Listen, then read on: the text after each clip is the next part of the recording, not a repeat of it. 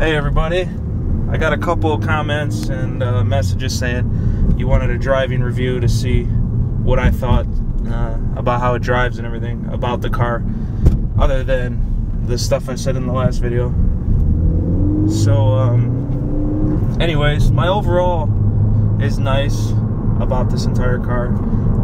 However, I'm gonna put a disclaimer out there right now.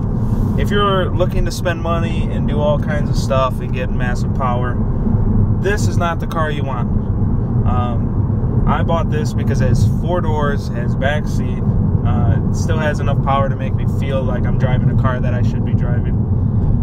But if I wanted to do all kinds of dumb stuff, you know, massive turbo, bigger injectors, 30 pounds of boost like I'm doing on my race car that you guys are watching, then I would have bought something like a Saturn Sky Turbo or the Solstice Turbo, even though the Solstice is more ugly. You know, I could have got a Saturn Sky Turbo, which is labeled a red line, for roughly half the price of this, and then I could have used the other half of the money to do all kinds of mods. So right away, don't look at this as a race car. Look at it, you know, a fast grocery getter.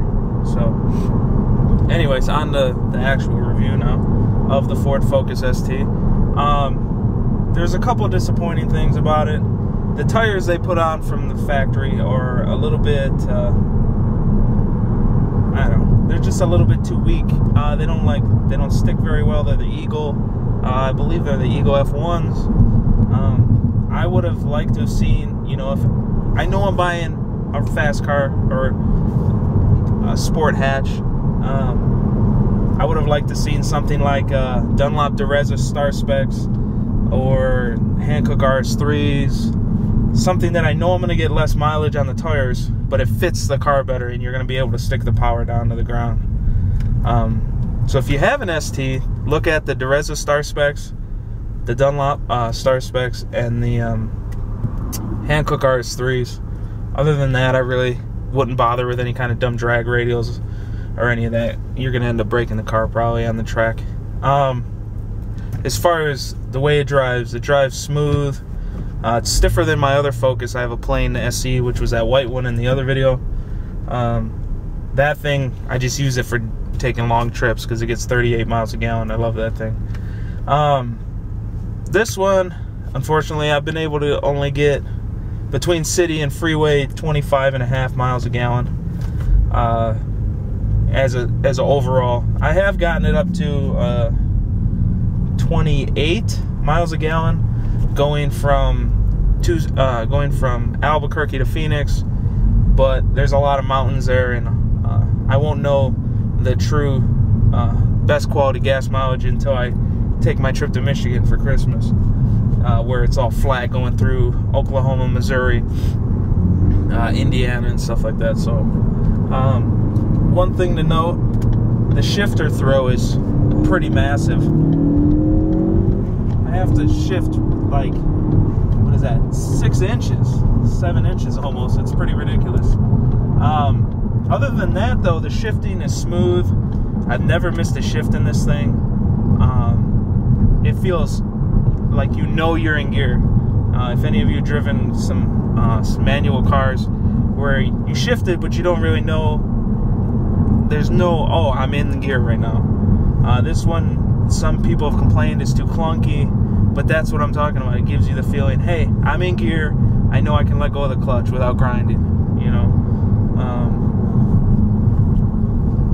So I'm gonna end up getting a short shifter for this, just so that I'm not moving massive amounts. Other than that, it's nice. I don't have any problems with it. I like this heads-up display for the, I guess it's not heads-up, it's the nav display. But this is a ST3, so I get everything. There's nothing that I can't have. So you push the 4 corners to switch to the different setups. It came with 6 months of Sirius for free, so I don't even have to deal with it.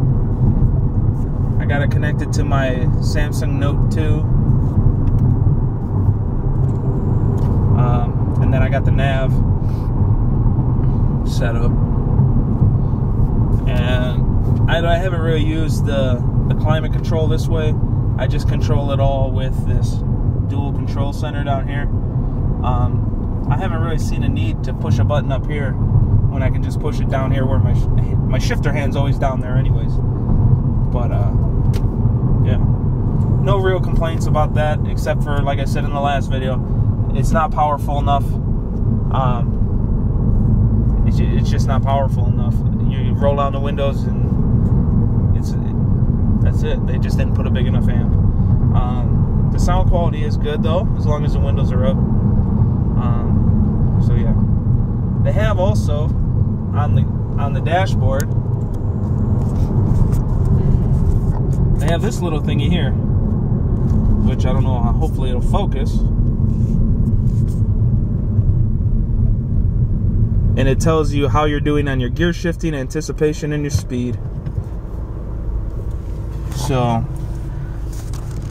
this will be part 1 of my video. I'm gonna do another part talking about the traction control and the ESC and the overall acceleration, turning, and everything, all the other capabilities of this car. Thank you. Talk to you later.